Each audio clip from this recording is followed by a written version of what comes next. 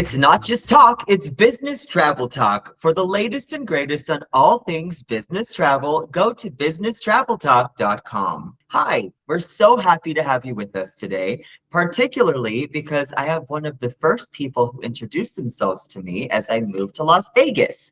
My friend, and also your soon-to-be friend, Bernadette Umale, who's the Senior Partnership Manager over at Situ. And, before we get into anything, Miss Bernie, I love to use you as my attention getter. So, what is, in your opinion, one of the most impressive things you've done in your career?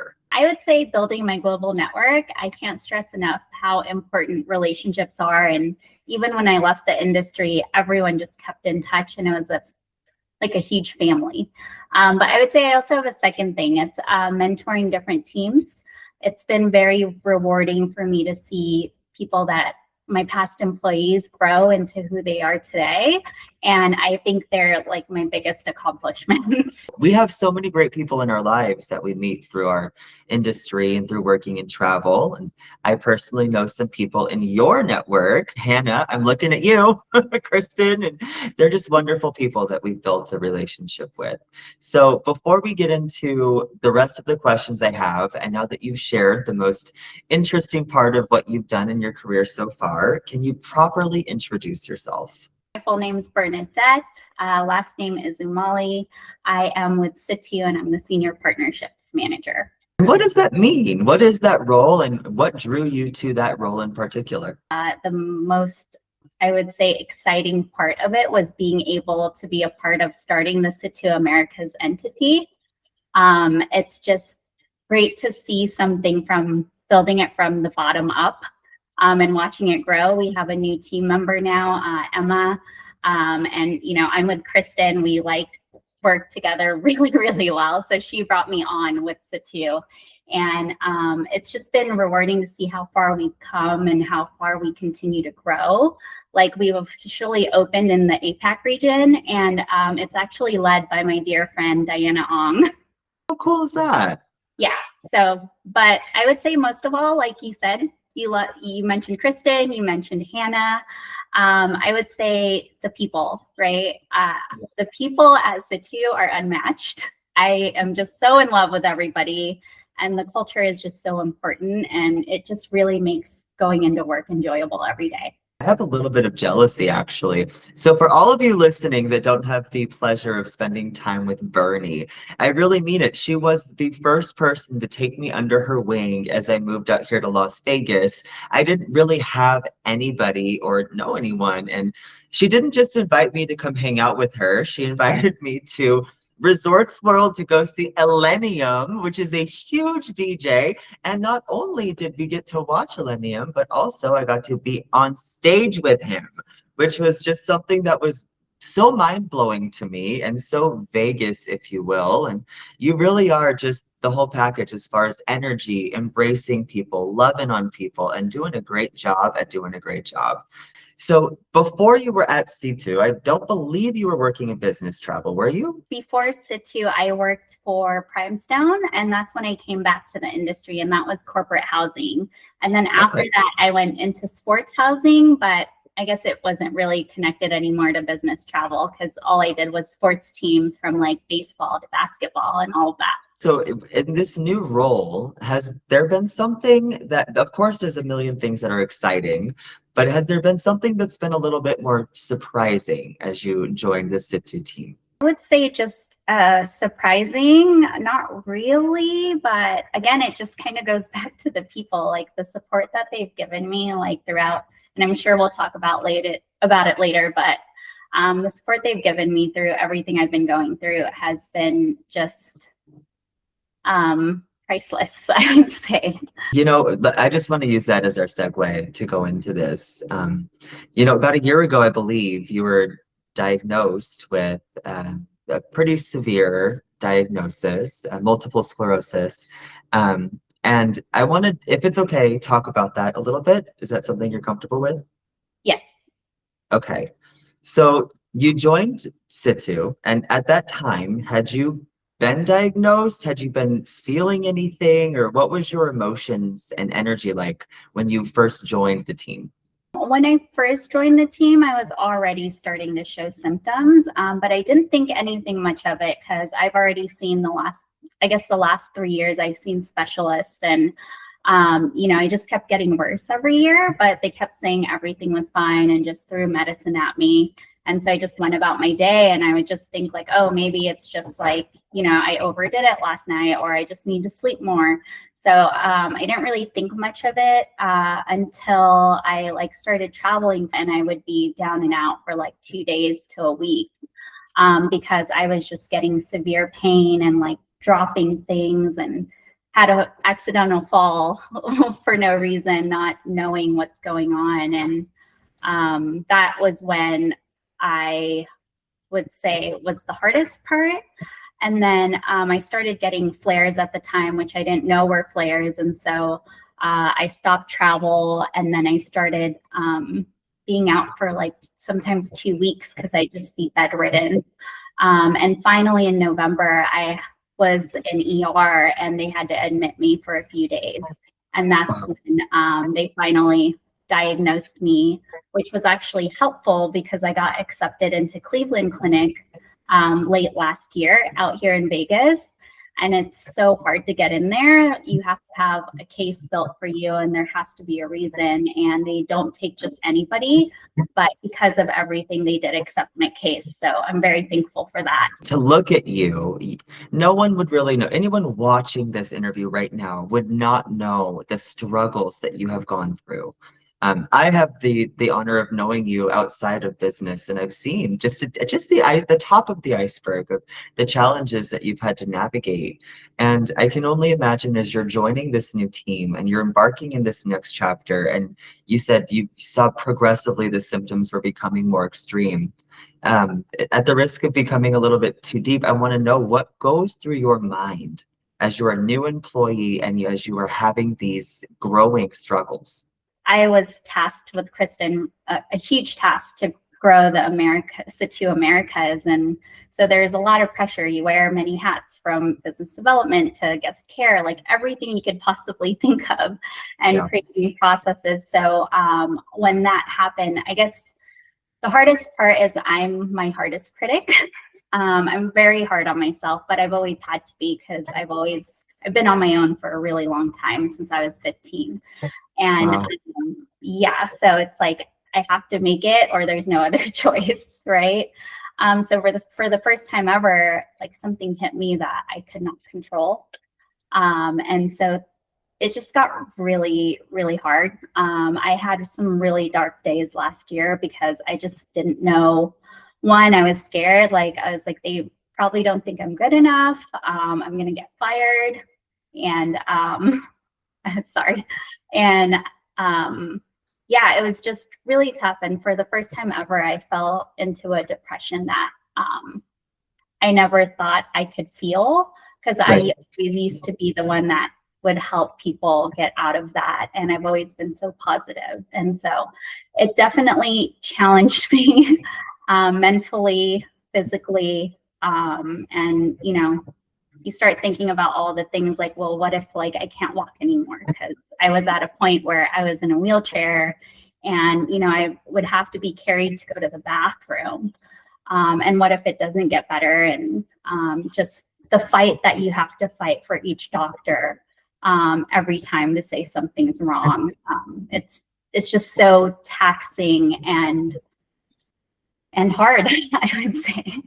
I hope that people understand the difficulty that you have gone through as not just an employee for an incredible company, but as a human being.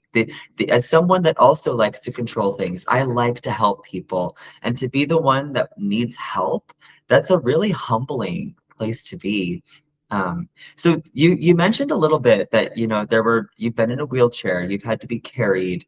What would you say are some of the biggest ways that your life has changed since, and we'll get back into work, but I want to talk about you for a second. How has your life changed since the diagnosis? It's changed a lot. I've had to make adjustments starting, I would say last year, it was just a complete turnaround of my life. All the things that I used to love, I was very outgoing. I used to just wake up with energy. I don't drink coffee, by the way. So, Wow. yeah. So I used to wake up at like between 5 a.m. every day and just go for a run. And then I'd work, and then I would work out, and then go out to a client meeting or a friend dinner, sometimes even party till late night and do it all over again. That was just how I was. I was just an energizer bunny, as like Kristen would call me. And so going from that to like zero was just, very, very hard, especially being a people person and just being at home all the time. And it's like you go through the 5 stages of grief, because you also, on top of that, you get brain fog and you're in pain all day. And so I would say for people like me, you just get used to the pain. So for me, like 3 to 5 is normal. I can function and it's fine. So like even right now, it's like in the background, I can feel my spine and like the back of my brain, but you just keep going because now it's normal. I'm a little naive to multiple sclerosis. You said you feel that your spine, and so if you were to try to explain to someone how you feel just right now, what's the best way you can articulate your physical feeling? We may look fine, but we're always battling inside. You're always going to feel something behind the background. So like I said, my baseline is a level 3. I don't think I've ever dipped below that daily. So it's every day I wake up, I don't know how I'm going to feel. I could be at a level 3 or a level 8. And so it's just very unpredictable, but you just kind of go through it and you get used to it, I would say. So like the pain levels with multiple sclerosis patients is just a little bit, the tolerance gets higher after a while because you just kind of get used to it being in the background. Some days you're a 3, some days you're an 8, and there's really no way to tell. So how does that affect work? How has your work in the travel community responded to the new Bernie? I would say it affected work because I did go part-time until I was able to start getting some treatments going and kind of learning this thing and figuring out my triggers and how to manage it a little bit better, which I think I'm doing really well since January. But I would say the travel community, it's just been overwhelming, but in a good way. So I am just so overwhelmed with the love, the messages, the donations. Everybody helped to get me where I'm at because it's also been a financial burden that you don't expect. I just had to stop myself from talking about the American healthcare system. We're not even going to go there, but I can only imagine the tremendous fees and expenses that you have had to endure as you are going through this. And I want to just take a moment to second what you said. The travel community really is a spectacular group of people. Have you had a chance to travel, really? This is off anything we've previously discussed about, but have you had a chance to travel for work since the diagnosis? Is that not something you're comfortable with, or what does that look like? Not yet. I'm actually starting to build my case now with my doctor and hoping that I can start traveling end of this year, fingers crossed, because it's my love and I love seeing everybody, especially, they become family, everyone in this industry, especially the ones that you've grown with. So I'm hoping by end of this year, I'll be able to travel again, but all of my travel totally stopped last year. And this might be self-explanatory. I think I know what it means, but you said build your case with your doctor. Do you have to like prove to your doctor that you're able to travel, or what does that look like? I would say it's a ton of appointments. So I'm usually at a doctor's appointment maybe every week, every other week. Because it's checkups, because I don't think I've told you, but on top of multiple sclerosis, my neurologist at Cleveland thinks I have something else. That's a rheumatological issue. So she thinks I have 2 things going, which is why I'm now beginning the workup in rheumatology. which is a new battle, and like having to find like I mean, it took me a year to get to Cleveland and have a great neurologist that I love. So it's like having to advocate for yourself again and just kind of fight that fight. Yeah, so I'm gonna have to start that over. And still with a smile on your face, you are so commendable, and you're inspiring. And I know people watching this. I mean, I myself have a medical condition in my legs, nowhere near to the I don't want to say extremes, to the extent that you battle, and it is something that, takes a toll. And for me, I have swollen legs, so sometimes like I'm embarrassed to wear shorts because, and I remember before my legs were swollen, I used to love wearing shorts. What's one of the biggest differences, or what comes to mind first when I ask what's the biggest difference before and after diagnosis and the dealing with all of the days in and days out? I would say it's managing my energy, because before I would just push hard.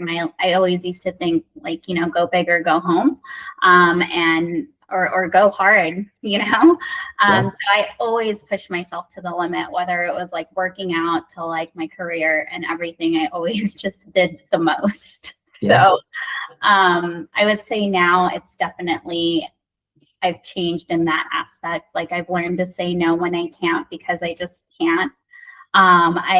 I have like a few tools that I wear, either on my wrist or on my arm.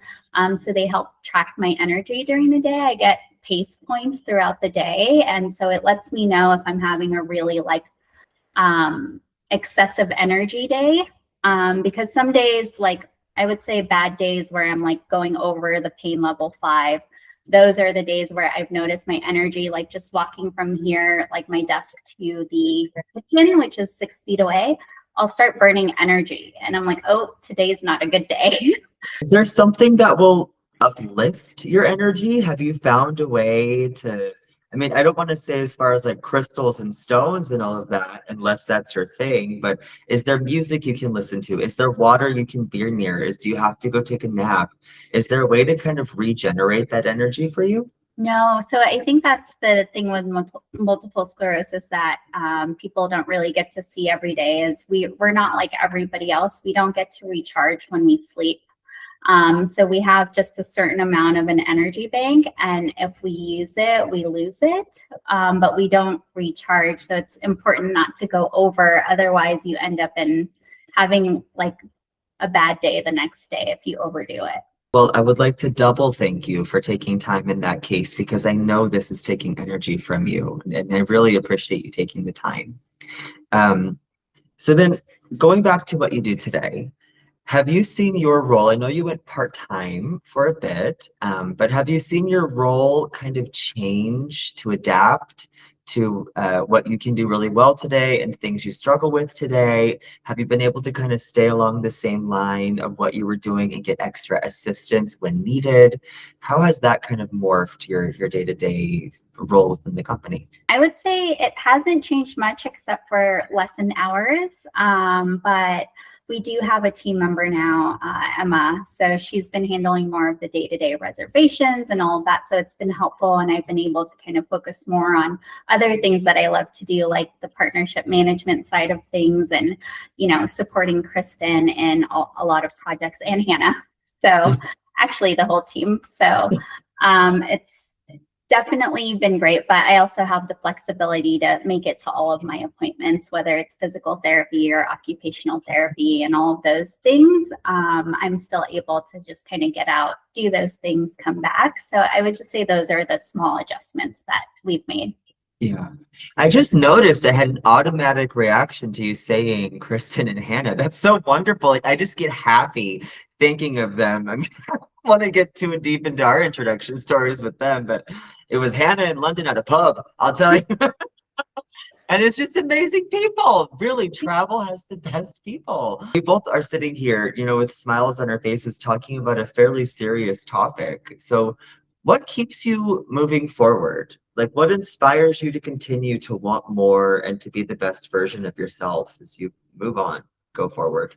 It was just a mindset for me, because I just had that mindset. Like, I just have to keep going, and there's so much more that I'm capable of. And I when I did lose myself last year, you kind of forget those things. And I would say my people, like including you and everyone around me, keep me going, like especially on the days that some of you guys don't even know, and you guys reach out to me, and it just means the world to me, and it reminds me to keep fighting. Because you tend to forget sometimes, and I might look fine and I show up to things like this, but some days are a lot harder than the others, and you just try to just keep going. But that support and the love from everybody just reminds me of I'm worth so much more, and I can continue to fight, to at least live what I can live, because this diagnosis doesn't define me. Do you remember when I had a bunch of volunteers that I was with, and we all wrote you letters and sent all of those to you? That was one of the most fun, as your friend, that was something that meant so much. I was like, I can do this for her. I was just going to say, I was like, and the letters from Volunteers of Vegas. I'm pretty sure I just got home from the hospital, yeah. And I was staring at them, and I was like, what is this? I was like, why do I have so many things? But it couldn't have come at the perfect time. And I was just in bed and in tears, happy tears, but just, it definitely kept me going. So thank you for that. Absolutely. Again and again and again, if there's ever anything. And I want to teach you Skippo, I'm telling you, if you ever need a friend to come play cards with you. And honestly, I love handwritten cards. It's my secret to my heart. So, oh, yeah. There is something special about that. And I appreciate you saying that I'm part of, the support network you have, or just the people that can bring a smile to your face. And what does your support network look like? Is it people, animals, a TV show? What do you surround yourself with to make you feel secure and supported? Definitely my people, from friends and family. Honestly, Situ, my coworkers, have just been more than I can ever ask for. And then I have my dog, Jimmy. He's a golden doodle. He's literally been there through everything and just feels my pain, I would say. Even when I got home from the hospital one time, I woke up and there was all these toys next to me, and he was just sitting there staring at me.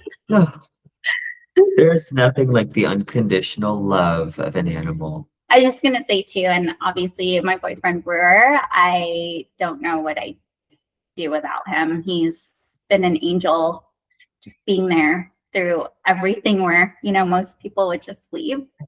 So I'm so happy you said that, because I was like, as soon as this is over, I need to ask her some questions, because she hasn't mentioned Brewer. What's going on? Yeah, trying to save him for last, the best for last. Oh, that's really, and I've had the honor of spending some time with him as well. And what is it about you? You just attract really cool people in your life. I mean, I haven't met your golden doodle, Jimmy, but I bet you that dog's going to be creme de la creme as far as dogs go. As I go through these interviews, as I ask people about themselves, I learn so much, and I selfishly ask questions that I want to know the answer to. But I would love to leave space to ask you if there's anything that you want me to ask you, anything you're passionate about or feel like sharing with the world. To ask me about? Well, let me switch the question. I'm gonna answer for you. What is one of your biggest passions? I would say my biggest passion is working out, fitness and health. I used to own a gym. It used to be one of the things that made me feel the most alive, and I can't do it as much as I used to. And it was a place where I could just, let go of everything whatever I was going through at the time. And just really, if I wanted to push myself, I'd go so hard. So not being able to have that was just another huge thing that was taken from me. But I am able now to like go on walks, which has been great. That's so wonderful to hear. I'm so happy to hear that you're able to still do at least bits of the Yeah. things you love. And I know you're a bit competitive and like to go to the extremes. So Yeah. I'm sure it must be challenging to not be doing 5Ks at this time. But man, Yeah. I'm so glad you get to do that. Yeah. So you are a leader in your own right. You are someone who has gone through so much in your few years on earth with so many more experiences to come, but you handle everything with such grace. You are a leader in your own right, not only in front of the camera, in front of your colleagues, but also just in the community and with your friends. And I'm sure you just do so many things that so many people are proud of. And I want to know why. Who taught you to stand up for yourself? Who taught you to stand tall and face these battles head on? I would say my grandparents on both sides. They both pretty much raised me while my parents like worked really late night shifts until the morning. So I would only see them over the weekends.